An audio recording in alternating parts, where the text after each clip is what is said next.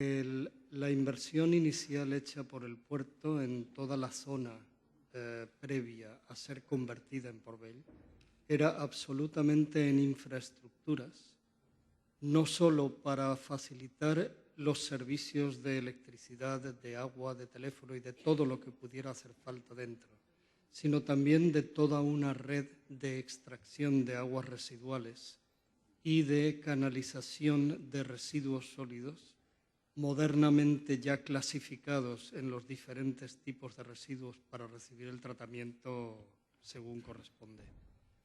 En el tipo de concesiones que otorgó el puerto para hacer el Port-Vell fue para la construcción y explotación.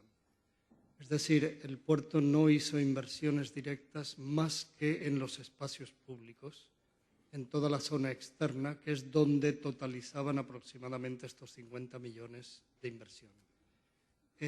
Todas las concesiones fueron creadas básicamente con su presupuesto del propio inversionista privado y con un esquema económico de recuperación de la inversión en el tiempo previsto de concesión, que inicialmente era de 30 o 35 años y que actualmente se ha extendido en algunos casos hasta 50.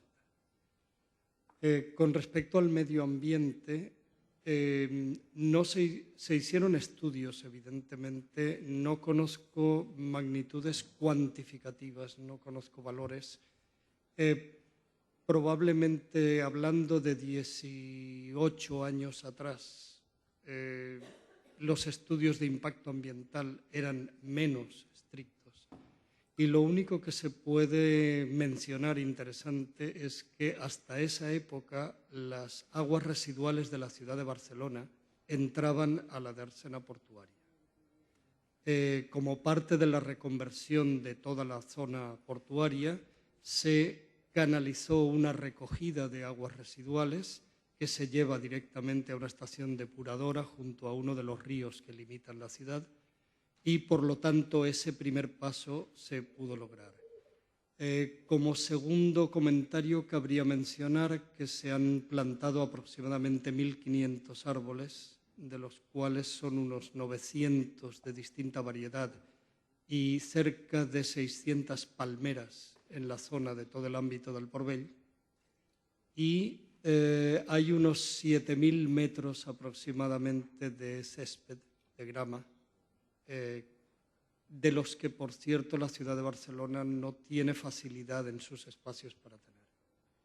No sé si he contestado la pregunta. Bien, gracias. Obrigado. Gracias, Enrique. Podíamos passar agora às perguntas que foram mais dirigidas à professora Teresa, o que não quer dizer que a Enrique não poderá comentá-lo. Muito obrigada. Bom, eu gostaria de começar pela primeira questão relacionada com a questão da responsabilidade social e da segurança e da forma de educar os diversos intervenientes no contexto da responsabilidade social. Eu julgo que é uma questão pertinente, sobretudo num debate como este.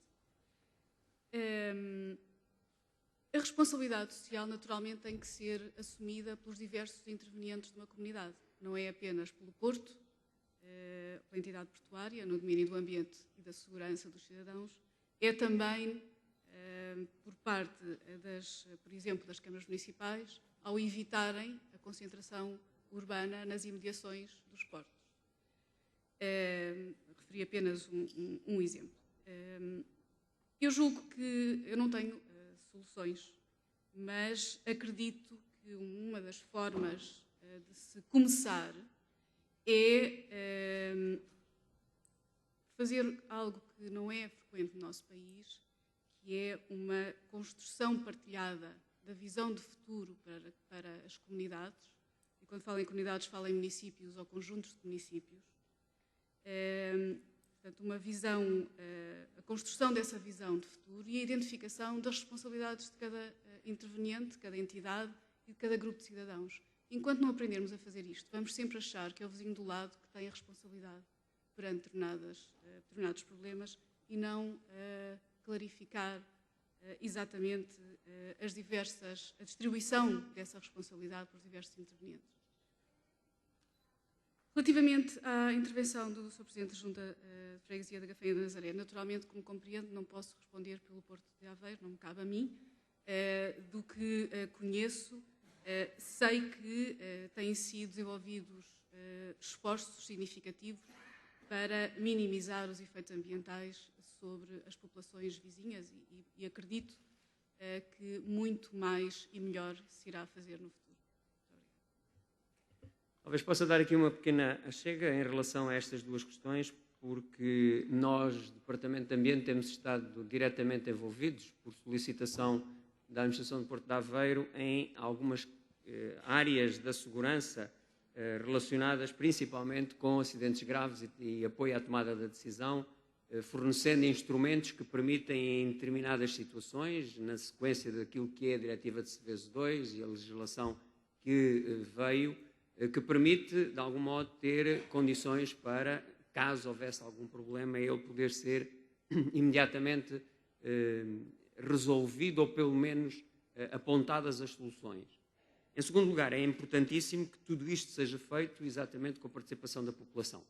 E não há dúvida nenhuma que tem havido alguma informação relacionada com a situação na Gafanha relativamente a algumas das operações portuárias que possam ter influência e que o Porto está interessado e particularmente preocupado em resolvê-las. Portanto, eu acho que esta articulação entre as entidades que têm a atividade de investigação com a população e os decisores políticos locais e o próprio Porto de Aveiro, em parceria, é a única maneira de resolver quer os problemas da segurança, quer os problemas relacionados com a atividade. Isto faz com que a responsabilidade social, naquela frase que a futura lei dos portos traz, seja de facto mais relevante. Isto é, transparência naquilo que se faz, fornecimento dos dados, mas, por outro lado, a assunção das responsabilidades de todos os intervenientes e não a tentativa, muitas vezes, de passar responsabilidades para o parceiro, como dizia a professora Teresa, de uma maneira muito mais diplomática do que aquela que eu disse. De qualquer maneira, esta parece-me também um contributo importante no sentido de demonstrar que a integração e a intervenção dos vários parceiros é fundamental. Ia pôr uma questão que é a seguinte. António Cavaco e Irmãos Cavaco. Existem na Ria de Aveiro cerca de 8.500 barcos, aproximadamente, registados em toda a Ria.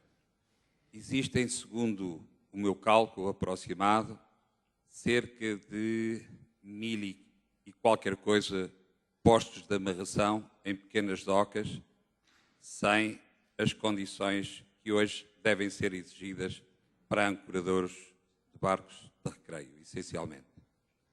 E eu pergunto o que é melhor para o ambiente, se é barcos fundeados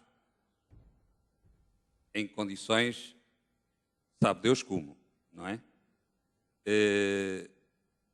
Ancoradores sem as condições exigidas hoje, que é a recepção de óleos usados, a recepção de lixos, a exaustão de detritos das embarcações ou as embarcações ad hoc, onde os lixos a gente sabe onde vão parar, onde os óleos usados, na maioria das vezes, sabe onde vão parar, e é essa a questão que eu ponho. O que é melhor para o ambiente é fazer realmente obras que combatam esse tipo de situações, não só da anarquia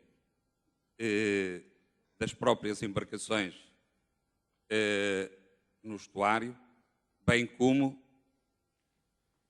da preservação desses, ou melhor, ir ao encontro de resolver esse problema dos detritos, dos óleos, dos lixos, todas essas coisas que são contaminantes, no meu entender, para o ambiente e que desta forma poderia-se contribuir com uma estrutura realmente como deve ser, daquelas que se fazem hoje a pensar no futuro, se é ou não melhor para o ambiente.